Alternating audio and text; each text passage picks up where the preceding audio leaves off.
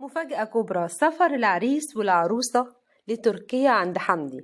الكل كان بيسأل على حمدي وعدم ظهوره بالفرح، وازاي ما يباركش لأخوه، وازاي ما يحضرش ويشوف عروسته ويبارك ليه، خاصة ان حمدي ما كانش موجود حتى في الخطوبة. النهاردة المفاجأة الكبيرة والفرحة العارمة في عيلة حوارات ان حسن ونهال هيتعمل لهم فرح في تركيا، وهيكون بس مباشر مع وجود عيلة الحاج جابر ووجود حمدي ووفاء.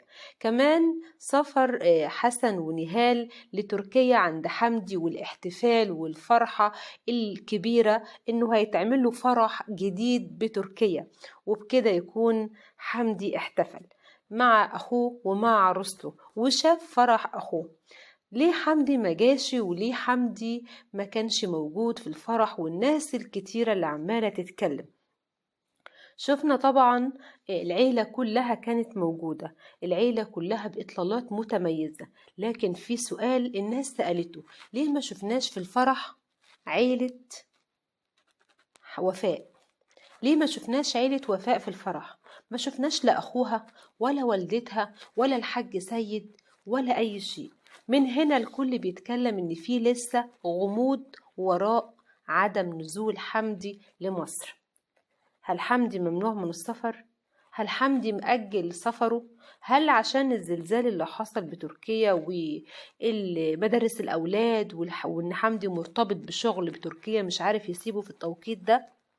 أخبار كتير وللأسف تكهنات بدأت تطلع. حمدي مش موافق على نهال، وفاء كانت عاوزة تجوزه بنت عمها، وإن وفاء زعلانة، وكلام ملوش أي أساس من الصحة. لكن زي ما قلت لحضراتكم إن الفرحة الكبيرة إن العريس والعروسة اللي هيسافروا بعد الصباحية لتركيا عشان يبدأوا يقضوا شهر العسل عند حمدي، وإن حمدي هيلففهم تركيا، وإن حمدي هيعمل لهم فرح تاني من جديد، وهيعمل لهم احتفالات جميلة جدا جدا.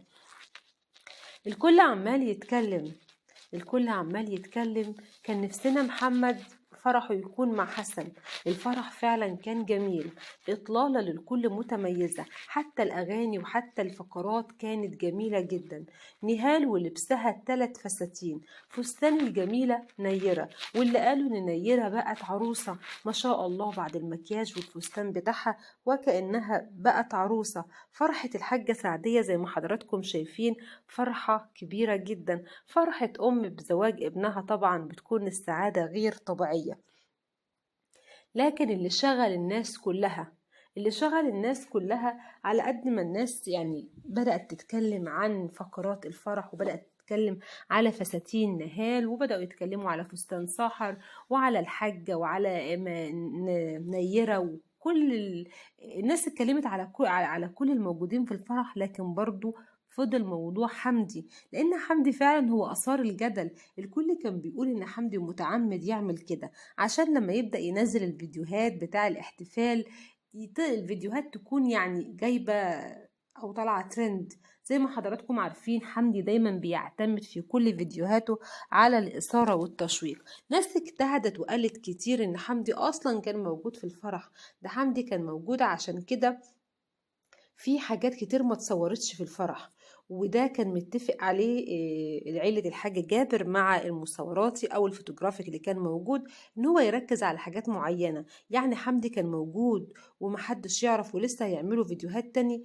أما الموضوع بقى إن أصلا حمدي ما حضرش، وحمدي ما كتبش حتى برقية تهنئة لأخوه، وإن حمدي أصلا في الحقيقة لسه في تركيا عشان مدارس الأولاد، وحسن ونهال هم اللي هيسافروا في الأيام القادمة.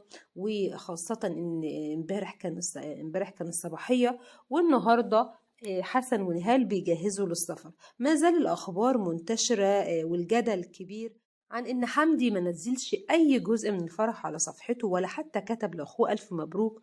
وهنا بيأكد للجميع إن لسه في غموض وفي إثارة. في الأيام القادمة هنوفيكم بالتفاصيل عن عيلة حوارات وحمد ووفاء والمفاجآت اللي جاية. شكرا لكم، تحياتي.